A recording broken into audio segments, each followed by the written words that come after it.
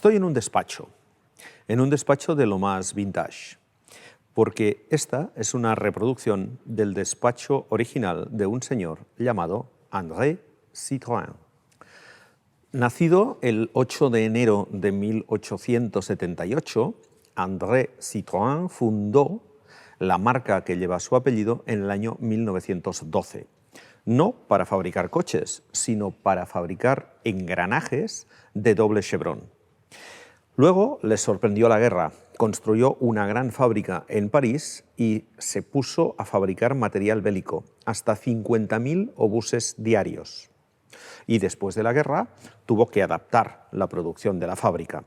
Su experiencia en la gestión de la marca Mors, a la que dirigió durante varios años, le dio la idea de entrar en el mundo del automóvil.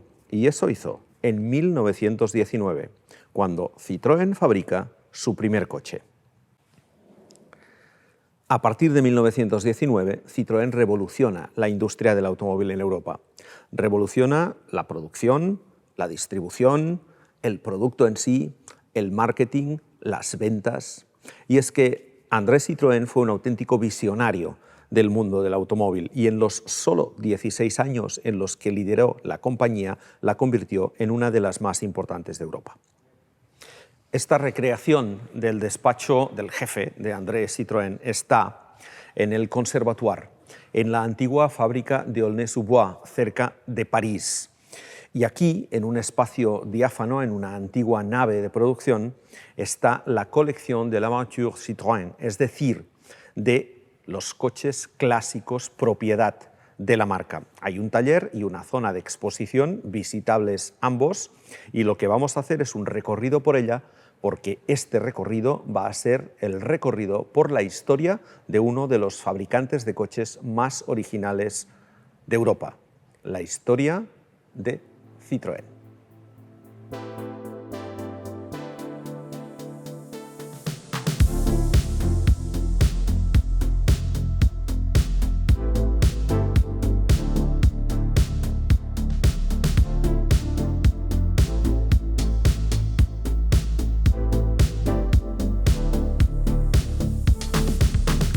Este coche es un Citroën B2 de 1921. La producción arranca con el tipo A en 1919, es prácticamente idéntico a este, solo que con algunos pequeños cambios, algunos pequeños detalles de modernización. Lo que es importante de esta serie, tanto de la A como de la B, es que Citroën apuesta por la construcción de un único modelo. Eso le permite producir en serie. Importa, en cierta manera, la producción masiva en serie de coches relativamente económicos que había iniciado Ford en Estados Unidos y a la que se habían adaptado el resto de los fabricantes estadounidenses. Y esa fórmula la trae a Europa, donde se estaban produciendo los coches todavía de una manera prácticamente artesanal. Esta fórmula de un único modelo, eso sí, con diferentes tipos de carrocerías, abiertas, cerradas, más grandes, más pequeñas, pero siempre con la misma base mecánica, es la que pondrá la base del éxito de estos coches, porque, entre otras cosas, gracias a esta uniformización mecánica, podían venderse a un precio más económico. Estos también son Citroën tipo B. Este es un pick-up, una especie de pequeño camión con 2 plazas y zona de carga. Y esto es una berlina de 4 puertas. Es un ejemplo de la diversidad de carrocerías. Pero lo que caracteriza además a los automóviles Citroën de esa época no son solo los coches, sino todo lo que se mueve alrededor. Citroën es la primera marca que crea una red de concesionarios pensada no solo para vender coches, sino para asegurar el mantenimiento y la reparación. Citroën es la primera marca que hace publicidad en los medios locales, ayudando a los concesionarios. Citroën es la primera marca que propone la compra a plazos. Es decir, hay una serie de elementos de marketing y de ventas nunca vistos en Europa que esta marca introduce por primera vez. Y no solo eso, la estrategia de Citroën pasa también por realizar grandes impactos en imagen.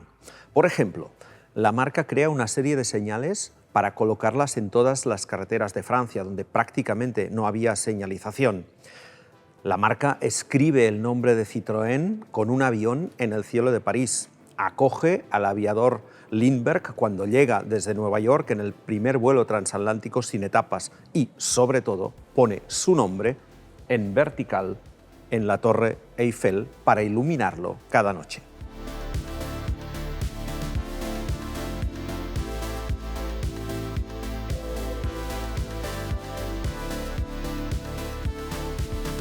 Yo, chicos, intento imaginármelo, pero no lo consigo. Junto con las estrategias de marketing que hemos visto, Andrés Citroën financió 3 expediciones, entre comillas, científicas, que se proponían llegar a sitios en los que nunca antes había estado un vehículo automóvil. Con este coche, que es un Citroën Tipo B con orugas, una serie de aventureros realizaron la primera travesía motorizada del desierto del Sáhara, desde Argelia hasta Tombuctú, en Mali. E insisto, me lo imagino y no lo consigo.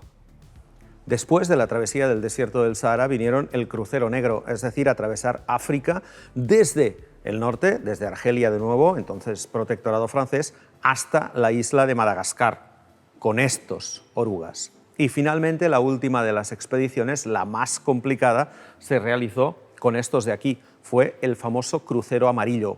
Hubo 2 equipos, uno que salió desde Pamir en dirección hacia Pekín y otro que salía de Pekín atravesando el desierto del Gobi para coincidir. Al final, por problemas técnicos derivados de los permisos de las autoridades chinas, solo el grupo de Pamir consiguió llegar a contactar con el otro, que quedó bloqueado. Pero ese grupo tuvo que desmontar estos coches en varias ocasiones y pasarlos a lomos de mulas en caminos atravesando el Himalaya.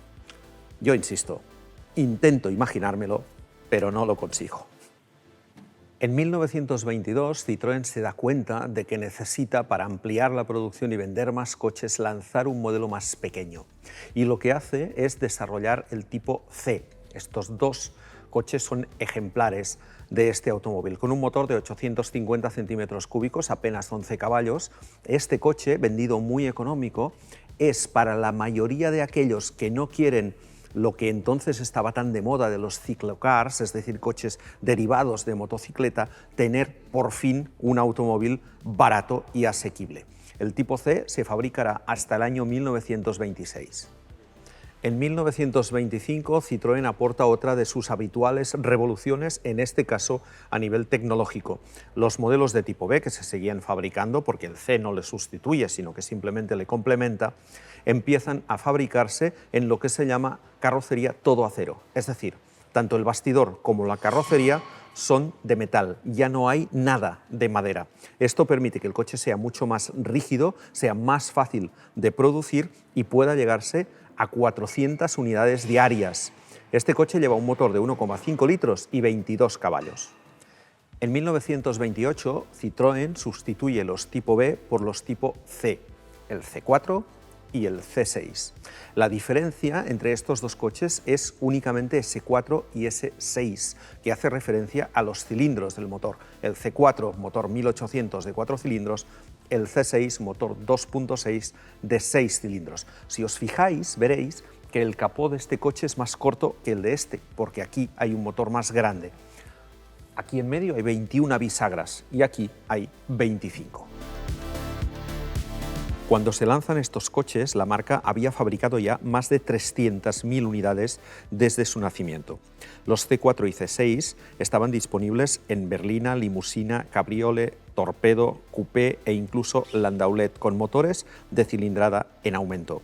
Por cierto, cuando se lanzaron, a la Torre Eiffel se le añadió en vertical las cifras 4 y 6. En 1932 hay otro cambio de gama y aparecen los Citroën 8, 10 y 15, apodados Rosalie. Este nombre viene de un prototipo de competición que batió diferentes récords en el circuito de velocidad de Montlhéry en una operación promocionada por la marca de aceites de automoción Yacco. Pero Citroën supo aprovechar perfectamente la repercusión de esos récords y el público empezó a bautizar estos coches con este sobrenombre de Rosalie. La principal característica técnica de estos coches es que tenían una carrocería monopieza. Todavía no es un monocasco porque le falta el chasis, pero carrocería monopieza completamente soldada. Y ahora os contaré un par de anécdotas relacionadas con los Rosalie. Este tapón de radiador, es un cisne y se adopta por un par de detalles. El primero es que estos coches importan desde Estados Unidos, porque solo Chrysler lo había hecho hasta entonces, el concepto de motor flotante. Es decir, en lugar de atornillar el motor al chasis y pasar al chasis todas las vibraciones del propio motor, estos motores de estos coches van montados sobre unos ceiling blocks de goma que absorben esas vibraciones y por lo tanto hacen que el coche resulte mucho más suave y mucho más confortable. Probablemente aquí empieza el idilio entre Citroën y el confort. Y se les pone un cisne porque la sensación que dan estos coches es estar flotando encima del agua por comparación a cómo funcionaban los coches anteriores con el motor atornillado. Además, la estela que define un cisne en un lago se parece a los chevrones del escudo de Citroën. Y la otra anécdota con respecto del Rosalie tiene que ver con uno de los personajes que formaron parte de la historia de la marca Citroën. Un señor italiano llamado Flaminio Bertoni, un escultor que fue el principal responsable de los diseños de la marca durante prácticamente medio siglo y autor de 3 de las obras maestras que hay en este conservatoire y que veremos posteriormente. El primer trabajo del señor Bertoni en Citroën, Bertoni, no Bertone, con I, fue precisamente el rediseño del Rosalie, y lo que hizo fue empezar a aplicar conceptos de aerodinámica. Estas aletas integradas en el radiador y sobre todo la inclinación hacia atrás del radiador fueron los primeros elementos de mejora aerodinámica aplicados a este coche en 1936. 1934, la revolución, la primera de Citroën en la historia del automóvil. El tracción. Este coche, en el año 1934, rompe moldes, convierte a todo lo que hay alrededor prácticamente en antiguallas. Aquí coinciden el diseño de Flaminio Bertoni con el desarrollo del vehículo liderado por André Lefebvre. Este coche es el primer Citroën con chasis monocasco, pero sobre todo es el primer Citroën de tracción delantera. En ese momento, en Europa, solo la marca alemana Adler y la francesa Tracta, a través de la firma Gregoire, habían empezado a plantear la posibilidad de hacer coches de tracción delantera, pero los habían hecho en series muy pequeñitas y además manteniendo la estructura de motor, embrague, caja de cambios diferencial, uno a continuación del otro, que hacía que prácticamente necesitaran unos capós larguísimos o que el motor se metiera prácticamente en el habitáculo. Lo que hace Lefebvre es invertir eso y coloca la caja de cambios delante del motor. De esta manera el motor no invade el habitáculo y la caja mete más peso sobre el eje delantero, que es algo que va muy bien. Consiguen que el coche sea muy bajo y gracias a eso el comportamiento dinámico de este automóvil deja absolutamente fuera de lugar cualquier comparación con cualquier otro coche de la misma época. El tracción recibió evidentemente el impacto de la guerra, pero se continuó fabricando después de la misma y fue evidentemente uno de los coches más importantes en la evolución tecnológica de la historia del automóvil en Europa. Este año se cumple el 90 aniversario de este automóvil, que además de todo lo relatado tenía también suspensión independiente en el eje delantero por barras de torsión. 2 años después del lanzamiento, además, se sustituyó la dirección de tornillo sin fin por una nueva dirección de cremallera.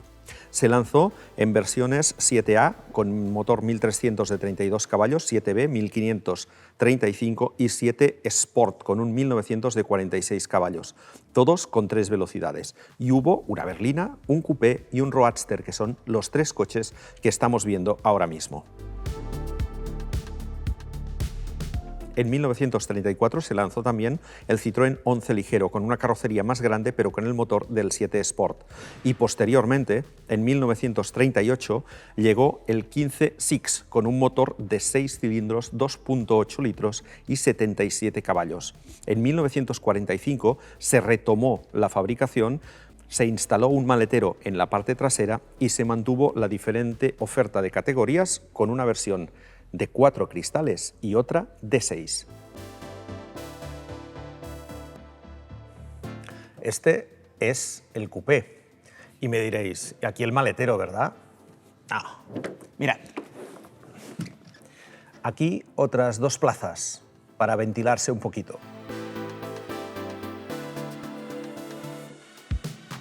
Los primeros tracción no tenían acceso al maletero por fuera, había que cargarlo por dentro. Luego les colocaron esta posibilidad de abrir el maletero y, por lo tanto, de poder depositar las maletas. No habría más que esto.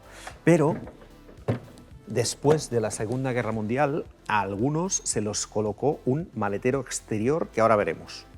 En el fondo veréis que no ganamos mucho, entre otras cosas porque la rueda de recambio sigue estando ahí, en posición trasera. Y la verdad es que meter y sacar bultos de aquí detrás muy fácil no debía ser.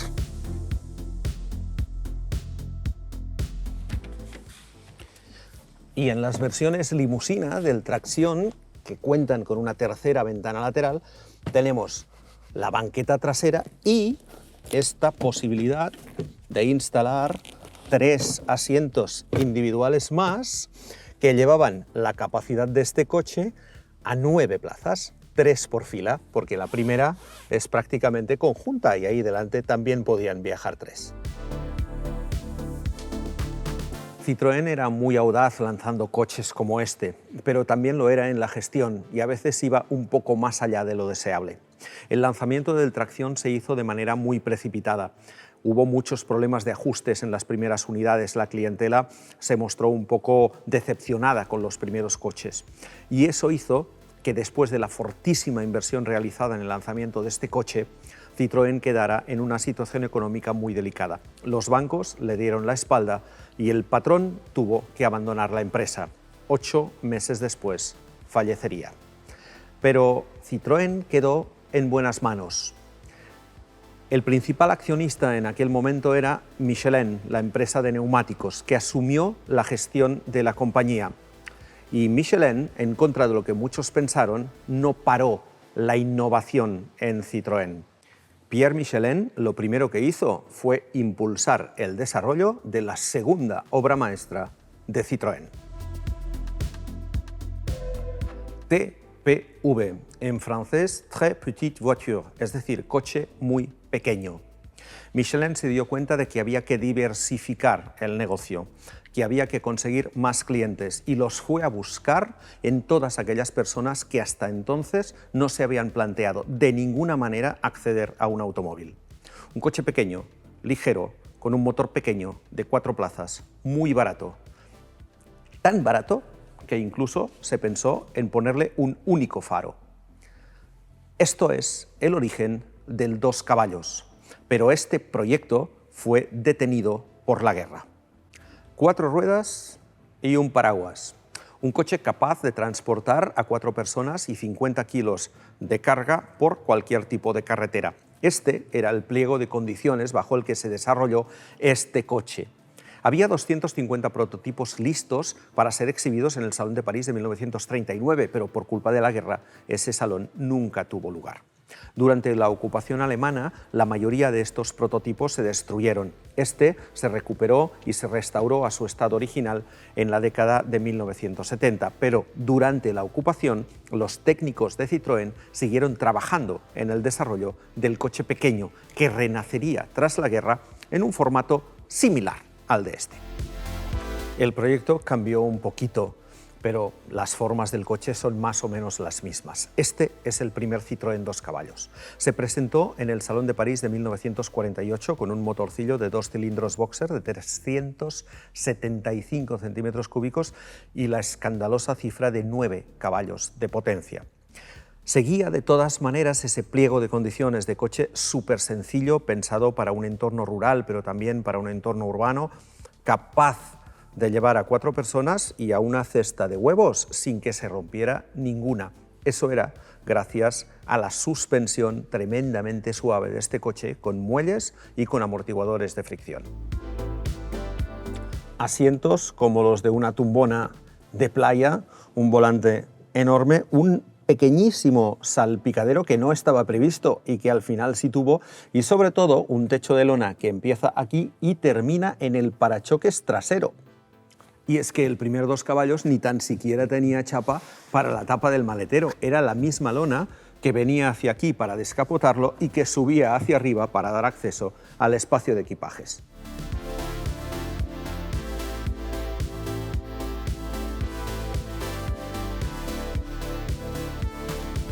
Hay un montón de 2 caballos en el Conservatoire de Citroën que traducen un poco la evolución de un modelo que prácticamente no cambió, porque el aspecto general de la carrocería fue siempre el mismo. Este es un 2 caballos inglés con el volante al otro lado.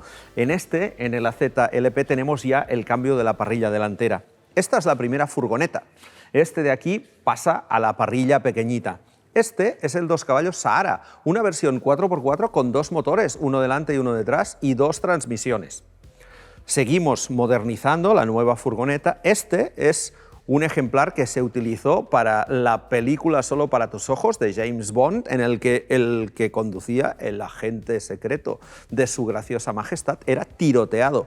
Y se lanzó incluso una serie limitada con los impactos de bala en el vehículo, en adhesivo, evidentemente. Y es que las series especiales fueron también uno de los elementos distintivos del 2 caballos. Hubo muchísimas. La más conocida, por supuesto, el Charleston, que acabó siendo el último 2 caballos fabricado. Salió de la planta de Mangualde, en Portugal, en 1991, casi medio siglo después de su lanzamiento. En la década de 1970, Citroën tenía un jefe de comunicación que se llamaba Jacques Wolgensinger, que tenía un poco el espíritu de André Citroën de hacer cosas raras para promocionar la marca. Y teniendo el 2 caballos era muy fácil encontrarle salidas a ese coche. Por eso organizó en 1971 y 1973 un raid para jóvenes con sus propios 2 caballos, que fueron un año de París hasta Kabul en Afganistán y otro de París hasta Persépolis, una antigua ciudad en ruinas en el actual Irán. Utilizaron coches 2 caballos normales y, como última idea genial de Wolgensinger, esto de aquí: organizar la competición más económica posible en coche. ¿Y cuál fue? Pues el campeonato Pop Cross, unas carreras de todoterreno que se hacían con cualquier tipo de 2 caballos con 4 barras para que no hubiera daños si volcaba, sin prácticamente la mitad de los elementos de carrocería, y en luchas cuerpo a cuerpo, carreras muy cortas en circuitos de autocross. El popcross se popularizó mucho en Francia e incluso se expandió a otros países europeos, entre ellos España, donde también tuvimos campeonato. Y es que España tuvo también un papel preponderante en la historia del 2 caballos. Este fue el primer Citroën que se empezó a construir en España, en la fábrica de Vigo, que contribuyó de manera notable a los más de 5,1 millones de unidades que se construyeron de este peculiar automóvil. Hemos visto 2 de las 3 obras maestras de Citroën: el tracción y el 2 caballos. Esta es la tercera, probablemente la más importante. Uno de los coches del siglo XX sin ningún género de dudas. Fue en octubre de 1955 cuando la marca presentó en el Salón de París de ese año el Citroën DS, el coche que iba a revolucionar por completo la industria europea del automóvil una vez más. El DS combinaba la carrocería aerodinámica diseñada por Bertoni con una suspensión oleoneumática desarrollada por el ingeniero Paul Magès, con mantenimiento de altura constante, dirección asistida, frenos asistidos, los primeros frenos de disco delanteros del mundo, doble circuito de frenos, una habitabilidad y una visibilidad máximas, caja de cambio semiautomática, capó de aluminio, techo de plástico, salpicadero futurista, volante monobrazo. Esta es la obra de 3 personas. De nuevo, André Lefebvre dirigiendo el equipo bajo la presidencia de Pierre Bercot y con el diseño de Flaminio Bertoni. Para el motor, y tras diferentes pruebas con un 6 cilindros boxer, se optó por un 1900 derivado del tracción con 75 caballos y culatas hemisféricas. Y el chasis era de tipo plataforma, no monocasco. Ahí se adoptó la fórmula del 2 caballos. En octubre de 1955, el día de la presentación en el Salón de París, Citroën recibió 12.000 pedidos para este coche.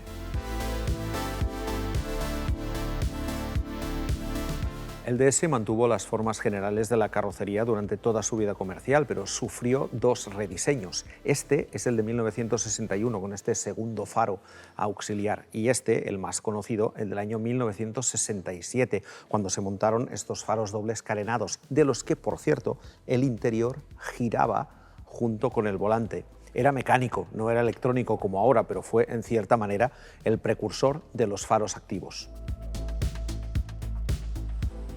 El DS fue evolucionando, la cilindrada del motor fue aumentando, la potencia también. Fue el segundo coche del mundo después de un Volkswagen en incorporar la inyección de combustible electrónica. Tuvo diferentes carrocerías, una descapotable, una coupé, algunas fabricadas por la propia marca, otras desarrolladas por carroceros. Tuvo una versión familiar y al final dejó de fabricarse en el año 1974, cuando le sustituyó el Citroën CX. Curiosamente, con este coche pasó un poco lo mismo que sucedió en su momento con el tracción. La inversión de la marca fue tan grande para el lanzamiento de este coche que se vio, en cierta manera, desbordada. Al principio le costó mucho atender las numerosas peticiones, la demanda enorme que tuvo este coche, y luego el hecho de poner prácticamente todos los huevos en el mismo cesto, es decir, todo el dinero en un único coche, comportó que durante mucho tiempo la gama Citroën estuviera prácticamente formado por el 2 caballos en la parte más baja y por el DS arriba del todo. El hecho de que Citroën gastara tanto dinero en el DS dejó la gama media desatendida, y para rellenarla un poco utilizó la estructura del 2 caballos, es decir, el motor de 2 cilindros delantero boxer, el esquema este de suspensión tan bamboleante del 2 caballos, y lo aplicó a otros vehículos. Flaminio Bertoni se inventó esta luneta invertida que os enseñamos aquí en medio de tantos coches. La verdad es que trabajar en este conservatorio es un poco complicado para poder enseñaros los coches. Digo que se inventó esto para cumplir con el pliego de condiciones de este coche, que exigía que se mantuviera una muy buena habitabilidad, sobre todo en la cota de altura en las plazas traseras, que el coche tuviera maletero separado, por lo tanto que no fuera un hatchback, y que además no superara los 4 metros. Este coche, del que dicen que Flaminio Bertoni estaba muy orgulloso, es el Citroën AMI 6. El AMI 6 es una berlina media del año 1961 con motor de 602 centímetros cúbicos que se vendió en 2 carrocerías. Se lanzó en esta tan peculiar, con ese corte trasero que hizo Flaminio Bertoni, y realmente el coche no se disparó a nivel de ventas hasta que llegó este otro en 1964. Es la versión familiar, con una trasera mucho más convencional, mucho más práctica y menos rara desde el punto de vista estético. Eso hizo que este coche se vendiera mucho mejor. El AMI 6 berlina no lo tuvimos en España, en cambio el familiar sí. En nuestro país se llamó Dinam, y se llamó así porque el nombre de AMI estaba registrado por una marca de galletas y Citroën tuvo que cambiarlo. Otro coche que también tuvimos en España, que también se fabricó en Vigo, fue este, el Citroën Diane. En realidad era una modificación estética, una renovación, un restyling, llamadle como queráis, del 2 caballos, que tenía primero que posicionarse ligeramente por encima para el que quisiera un coche con un poquito más de estatus, un poco mejor acabado, pero que a la larga tenía que sustituirlo. Hay que decir que fracasó, porque el 2 caballos le sobrevivió. Otro derivado del 2 caballos, pero este no lo desarrolló Citroën, sino una empresa de plásticos llamada SEAT, que propuso a la marca hacer un pequeño pick-up, una furgoneta para personas que necesitaran trasladar herramientas o pequeñas cargas de un sitio a otro. El planteamiento inicial de este coche era el de un vehículo comercial, pero como le salió tan divertido, tan simpático, al final se convirtió en un icono de los sitios de playa. El que no tenía un Méhari cuando se iba de vacaciones a la playa y tenía un apartamento en cualquier sitio, no era prácticamente nadie. Eso se ha trasladado a nuestros días. Hoy, encontrar un Méhari restaurado y en condiciones de uso sale carísimo. Echémosle un vistazo. Volante, instrumentación, cambio de 2 caballos, unos asientos sencillitos, una banqueta trasera que se pliega, acaba metida aquí dentro, por lo tanto es un pick-up este coche, diferentes opciones para capota de lona y sobre todo esto, plástico. Plástico tintado en el molde. Es decir, que si rascamos aquí, lo que hay debajo sigue siendo del mismo color. Un material, por lo tanto, que no se pudre y que sobre todo no se ven los arañazos porque sigue siendo del mismo color. Esta es una de las ventajas del Méhari. Y este de aquí, que nos permite ver más o menos cómo eran los toldos exteriores, fue el coche que se utilizó como vehículo de servicio médico en una de las primeras ediciones del París-Dakar. 2 plazas, una aquí y otra detrás, una camilla para poder llevar a algún piloto accidentado. Así eran aquellos primeros Dakares tan aventureros. Los coches han cambiado, las carreras también. Otro derivado del 2 caballos, este bastante más desconocido. Se llamaba FAF, F-A-F, siglas que significaban facile à fabriquer, facile à financer, es decir, fácil de fabricar, fácil de financiar.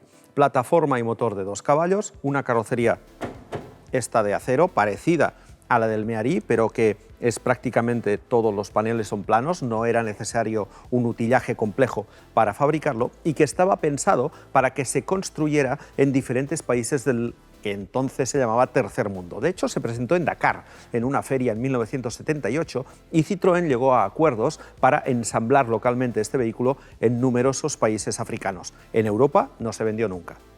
Y el último derivado del 2 caballos es este coche, que es una evolución del AMI 6, se llama AMI 8, también lo tuvimos en España, en versión berlina y en versión familiar. La berlina perdió, evidentemente, la luneta invertida, una línea un poco más hatchback, más pasable a nivel estético, y el familiar, que se siguió vendiendo más incluso que la berlina. Este coche en concreto es un AMI 8 Super, un coche que en España no tuvimos y que llevaba aquí debajo el motor del GS. Por lo tanto, este es el único derivado del 2 caballos con un motor de 4 cilindros.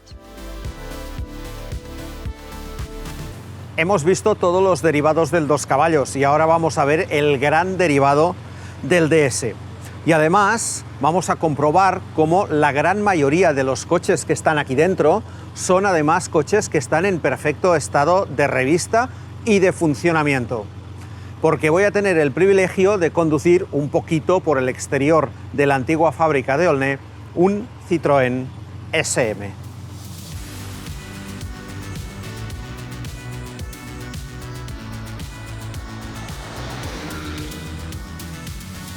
Así era el lujo en los años 70, con estos asientos que parecen sacados de 2001, una odisea del espacio, con este tablier, con la instrumentación, este cambio de marchas manual, el freno de mano convencional.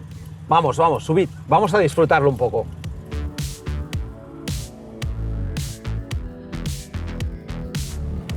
Cuando me dijeron, ¿qué coche querrás conducir? Lo tuve clarísimo desde el primer momento. Evidentemente un SM. Esto es como un sueño de niño hecho realidad. A mí me molaba tanto este coche cuando era pequeño que me dieron ganas de tener esta oportunidad de probarlo, de conducirlo, aunque sea aquí en los alrededores de la fábrica.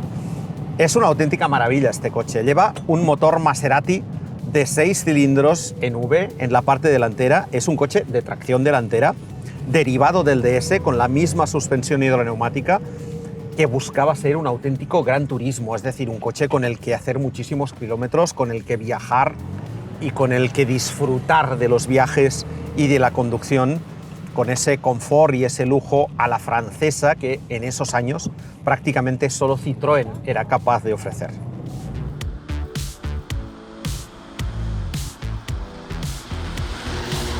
Citroën no tuvo un coche del segmento medio mínimamente interesante hasta 1970, cuando lanzó el GS. Este coche, que también tuvimos en España, mezclaba un poco el concepto dos caballos con el concepto DS. Me explico.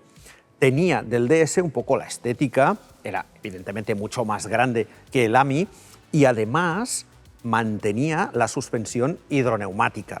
Pero por otro lado, la mecánica era una mecánica de 1 litro de 4 cilindros similar a la del 2 caballos, puesto que también tenía estructura boxer. Aquí debajo hay un motor rotativo de 2 pistones, un motor de tipo Wankel. Y diréis, caramba, un GS con motor Wankel, ¿eso existió? Pues sí, existió. En 1965 Citroën llegó a un acuerdo con la marca alemana NSU, que ya utilizaba este tipo de motores, para crear una empresa conjunta llamada Comotor, que tenía que fabricar 500 motores para Citroën y otros 500 para NSU, para utilizarlos en toda la gama de modelos, tanto del fabricante francés como del alemán. Desgraciadamente, este coche salió en el año 1974, cuando la crisis del petróleo estaba en su punto más álgido. El combustible se había encarecido y ya sabéis que uno de los problemas de los motores rotativos es precisamente que consumen bastante. Por lo tanto, la iniciativa se quedó en apenas un puñado de unidades que se comercializaron solo en Francia. Antes de que este coche llegara a la serie, ese motor, esa tecnología, se probó en coches como este. Es un Citroën M35, unos prototipos de los que se hicieron unas cuantas unidades, no llegaron a 200, es una especie de AMI 8 Coupé que se prestó a una serie de clientes de la marca que hacían distancias muy grandes para que fueran ellos los que probaran tanto el consumo como el rendimiento, la fiabilidad en definitiva de ese motor rotativo antes de meterlos en el GS. Después del GS llegó el turno de sustituir al DS y este fue el coche que lo sustituyó. Dicen algunos que este fue el último Citroën auténtico, porque el CX se lanzó en el año 1974 y posteriormente Citroën fue absorbida por Peugeot en la creación del grupo PSA. Eso fue en 1976 y a partir de ahí todos los modelos de la marca empezaron a utilizar piezas desarrolladas por Peugeot o conjuntamente para ambas marcas. En cualquier caso, el CX era una evolución del DS, una evolución en todos los sentidos. Mantenía la suspensión hidroneumática, mantenía los mismos motores, aunque posteriormente se desarrollaron otros, y fue uno de los coches más emblemáticos en el segmento de las grandes berlinas de viaje de las décadas de 1970 y de 1980. El CX fue el primer coche de Citroën en el que el motor se montó transversalmente. Fue el primer Citroën grande con motor primero diésel y posteriormente turbodiésel, y llegó a tener versiones GTI con hasta 168 caballos capaces de alcanzar los 230 km/h. También existió en carrocería familiar y en una carrocería alargada llamada Prestige, pensada para ser el coche de superlujo francés de la época. El Prestige, además de ser un coche más largo porque tiene más distancia entre ejes para conseguir más habitabilidad trasera, era también más alto. Esta distancia entre la puerta y el techo es superior a la del resto de CX y esto tiene su explicación. Y es que este coche se desarrolló en parte para que fuera el coche oficial del Elíseo, es decir, del presidente de Francia. Y en aquella época el presidente francés era Valéry Giscard d'Estaing, que era un señor bastante alto. En el CX convencional no cabía y por lo tanto le desarrollaron solo para los coches del Elíseo una versión de techo alto en el que Giscard d'Estaing entraba perfectamente. Luego, los directivos de Citroën dijeron, ya que tenemos que modificar el coche para crear el Prestige en base a esto, pues bueno, mantenemos esta superior altura con respecto al resto de CX. PSA, Peugeot Sociedad Anónima, con la inclusión de Citroën, se crea en 1975. Los problemas económicos de la marca del doble chevron hacen que la familia Michelin, que continuaba siendo la propietaria, decida vender en cierta manera la marca, unificarla con Peugeot en un grupo mucho más potente, después de que fracasaran, por cierto, unas conversaciones con Fiat para hacer lo mismo. El primer coche que se lanza por parte de Citroën bajo el dominio ya de Peugeot es este, el Citroën LN, que es esencialmente un Peugeot 104 ZS con el motor del Citroën 2 caballos. El segundo modelo, ya bajo las normas de PSA, es este de aquí. Esto es un Citroën Visa. Es un pequeño coche de 5 puertas que tenía que haberse desarrollado sobre la plataforma del Fiat 127 en virtud de esas conversaciones entre Citroën y Fiat para compartir tecnología, pero que finalmente se acabó desarrollando sobre el chasis del Peugeot 104, con motores, eso sí, de 2 y también de 4 cilindros. Del Visa hubo numerosas versiones. Ese morro que habéis visto no acabó de funcionar y muy pronto se cambió por este otro. Fue un carrocero externo el que hizo el cambio, pero a partir de aquí el Visa funcionó, entre otras cosas porque también recibió motores más potentes.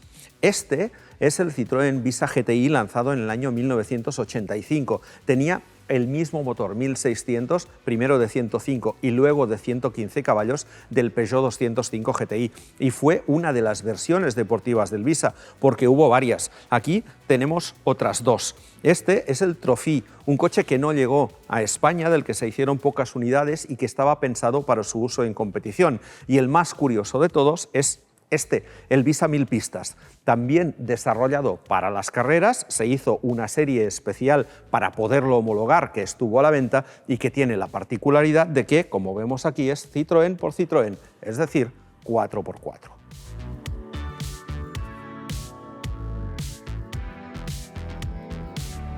No podíamos pasar por aquí y citar todas las variantes del Visa y olvidarnos de nuestra maravillosa y famosa C15.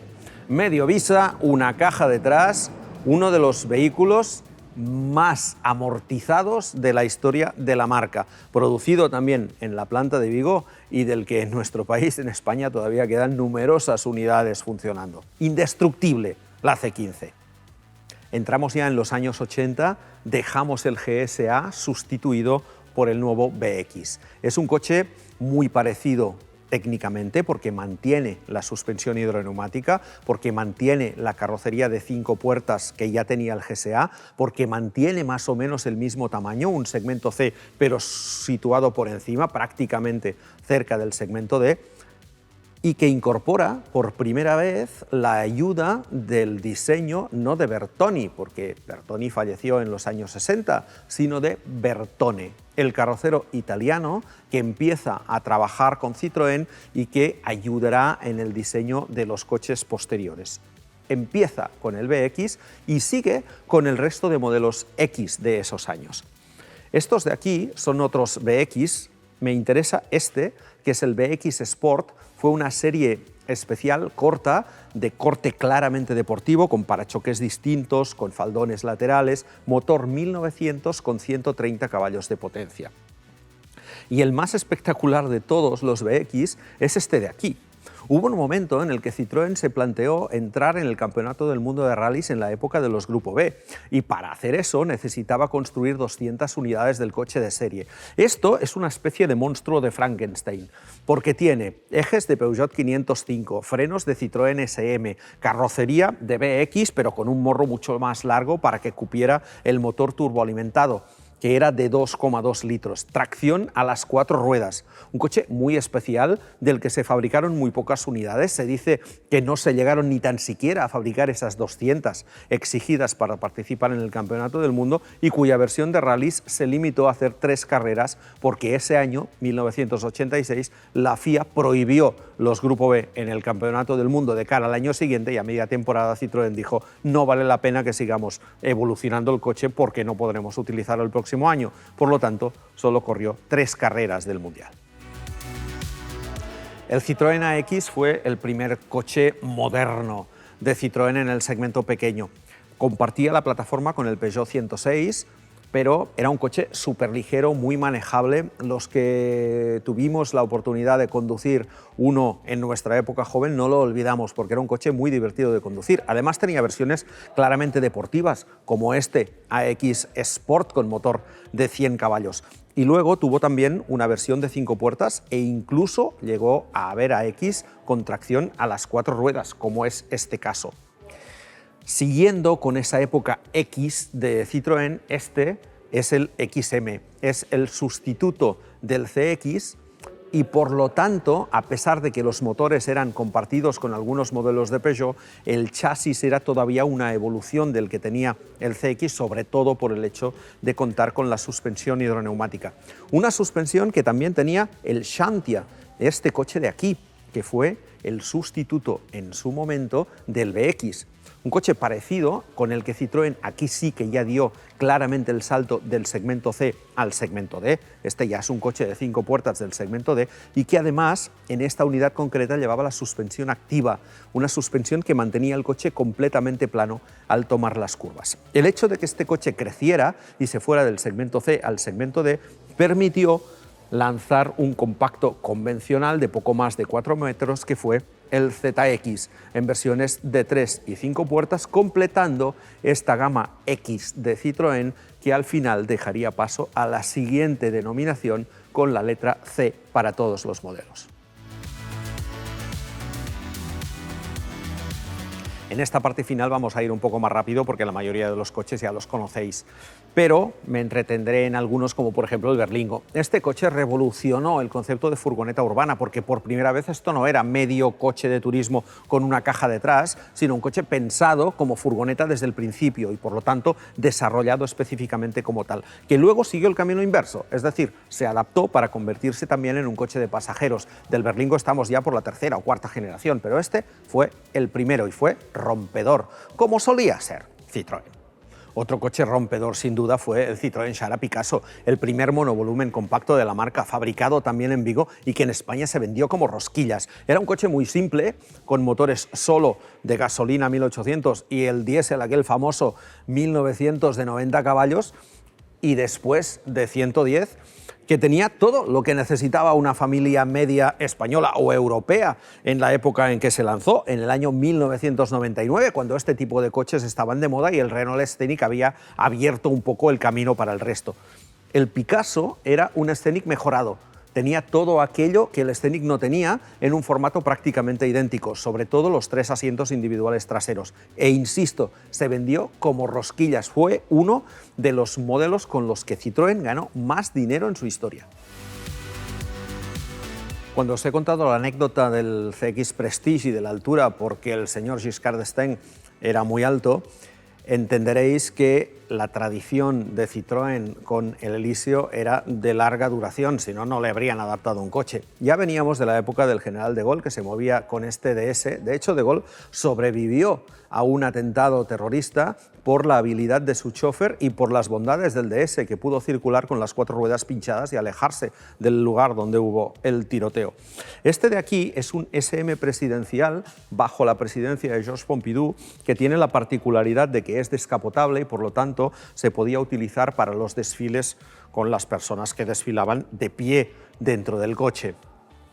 Este de aquí es un C6 que también fue utilizado por la presidencia francesa y cuando el socialista François Hollande fue proclamado presidente, desfiló por primera vez en este Citroën DS5, todavía con los chevrones antes de que la marca DS se independizara. El actual coche que utiliza la presidencia de la República Francesa es este de aquí, el DS7 Crossback, el último coche que tiene el Elíseo de la marca Citroën, ahora ya no, ahora de su marca hermana DS.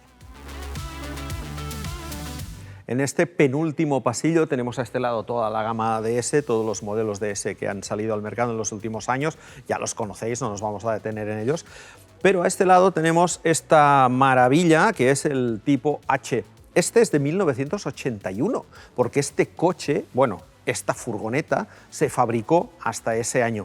Probablemente sea uno de los Citroën más icónicos, entre otras cosas, porque ahora mismo no hay food truck que se precie que no sea un coche de estos. Y es que Citroën, además de coches, como sabéis, fabrica furgonetas desde hace muchos años. Y además construyó camiones. Este es un Belfegor, que se llamaba así porque dicen que el frontal se parecía a una especie de fantasma que participaba en una serie de televisión francesa de la época. Pero le viene de lejos el hecho de hacer coches de bomberos. Este de aquí es un tipo B14 de los primeros. Citroën produjo además tractores, como podéis ver, aquí hay unos cuantos. También autobuses e incluso se planteó fabricar un helicóptero. Aquí tenéis el prototipo, uno de ellos. Llegaron a volar bastante a nivel de prototipos, hicieron muchos kilómetros, alcanzaban los 200 kilómetros por hora. La peculiaridad de este helicóptero, que finalmente no llegó a venderse porque Peugeot, cuando entró en Citroën, paró el proyecto, era que aprovechaba el excedente de motores Wankel que habían quedado en la fábrica cuando se decidió no fabricar más el GS birrotor. Por lo tanto, podría haber sido uno de los pocos, no lo sé porque no soy muy ducho en aeronáutica, pero probablemente de los pocos o tal vez el único helicóptero del mundo con motor Wankel. Citroën ha destacado a nivel deportivo básicamente en dos especialidades, los rallies y los rides. Es cierto que también ha habido Citroën de circuitos. Por ejemplo, la marca ganó 3 ediciones seguidas del Campeonato del Mundo de Turismos con el CLIC, que veremos después, pero esencialmente su protagonismo deportivo ha estado sobre todo en las pruebas en carretera.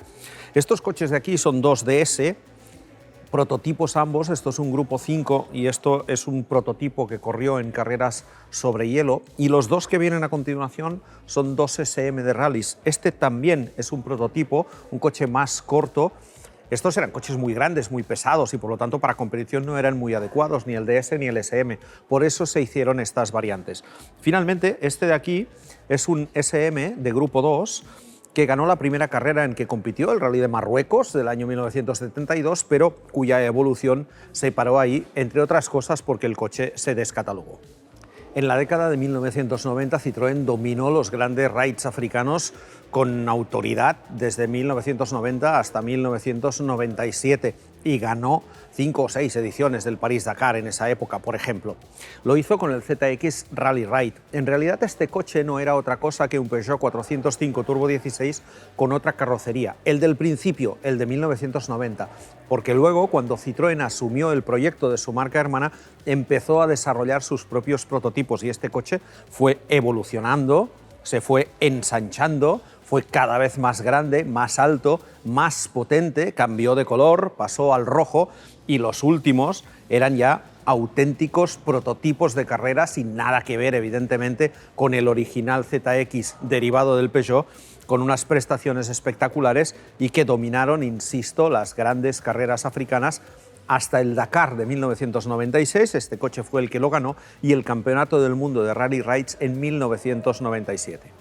Aquí veis cómo eran por detrás estos ZX de Rides, todo de carbono, de fibra, pero hemos venido aquí detrás sobre todo para ver esto, porque este es el Citroën BX 4TC de rallies del que os hablé, el coche de Grupo B que solo compitió en 3 carreras. Como veis, comparado con el coche de serie, era completamente distinto, con ese aleronaco descomunal ahí, con estas entradas de aire tan bestias, con estos pasos de rueda tan ensanchados, un coche realmente peculiar. Se le conoce un poco como el Grupo B más raro y menos exitoso, en este caso, de la historia de esa categoría. Pero si a Citroën no le fue muy bien en los rallies en el Grupo B, vais a ver que en otras categorías le fue de maravilla. Cuando a Citroën la echaron de los rides los reglamentos internacionales que obligaron a que se compitiera con todoterrenos derivados de serie, evidentemente la marca francesa no tenía ninguno, volvió a los rallies. Lo hizo primero con coches pequeñitos como este Saxo Kit-Car y posteriormente con el Shara Kit-Car. Este coche ganó 3 títulos de campeón de Francia con Philippe Bugalski, el último con Sébastien Loeb, y este de aquí celebra este año el 25 aniversario de la que fue la primera victoria de un coche de Citroën en el Campeonato del Mundo de Rallys. Philippe Bugalski, el desaparecido piloto francés, ganó el Rally de Cataluña de 1990 y luego, sucesivamente, el Tour de Córcega de ese mismo año con este coche, un Shara Kit-Car. Esto era una evolución extrema de una categoría inferior a la del World Rally Car. Estos coches llevaban un motor atmosférico y tracción delantera, no eran turbo y 4x4 como los World Rally Car, pero consiguieron ganarles. ¿Por qué? Porque el Rally Cataluña y el de Córcega se celebraban sobre asfalto seco y en esas condiciones la tracción a las 4 ruedas no era tan decisiva como lo hubiera sido, por ejemplo, en un rally sobre tierra. La ventaja de estos coches es que pesaban mucho menos y la relación peso-potencia les hacía ser muy competitivos solo en asfalto, pero hasta el punto de derrotar a los poderosos World Rally Car de la época. Al Saxo Kit-Car le sustituyó el Citroën C2 Super 1600, con el que a mediados de los años 2000 se disputaba el Campeonato del Mundo Junior.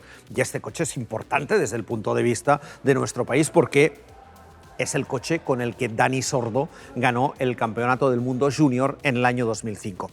En esa época, en esos primeros años 2000, Citroën se planteó retos mayores y pasó del Shara Kit Car de 2 ruedas motrices a desarrollar un auténtico World Rally Car también sobre la base del Shara. Primero se llamó T4, posteriormente directamente Shara World Rally Car y fue campeón del mundo de marcas en el año 2003, 2004, 2005 y a partir de ahí hacia adelante, y permitió a Sébastien Loeb conseguir los primeros 3 títulos de campeón del mundo. El resto los conseguiría con otros modelos también de Citroën. Al Shara World Rally Car, que fue, por cierto, el último coche de Carlos Sainz, padre, en el Campeonato del Mundo de Rallys, le sustituyó el C4, que fue un coche prácticamente tan exitoso o más incluso que el Shara. Con este coche, Loeb ganó los campeonatos del mundo de 2007, 2008, 2009 y 2010. Y la marca consiguió 3 campeonatos del mundo de constructores. Además, consiguió la victoria en 36 carreras del Campeonato del Mundo, las 36 con Loeb al volante. Sébastien Loeb consiguió los 2 últimos títulos de campeón del mundo en 2011 y 2012 con este coche, el DS3 World Rally Car, con el que la marca consiguió además los 2 últimos títulos de constructores en esos 2 mismos años. Luego, sin dejar los rallies, Citroën se fue 3 años a disputar el Campeonato del Mundo de Turismos, entre otros con Sébastien Loeb de piloto.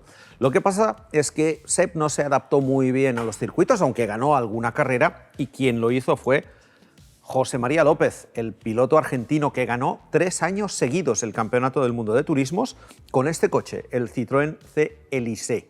Y finalmente, la última etapa de Citroën en los rallies, que todavía no ha terminado del todo, ha sido con el C3, primero con el World Rally Car, con el que disputó las últimas temporadas de manera oficial, y ahora con la versión R2 derivada de este mismo coche, con el que todavía sigue compitiendo.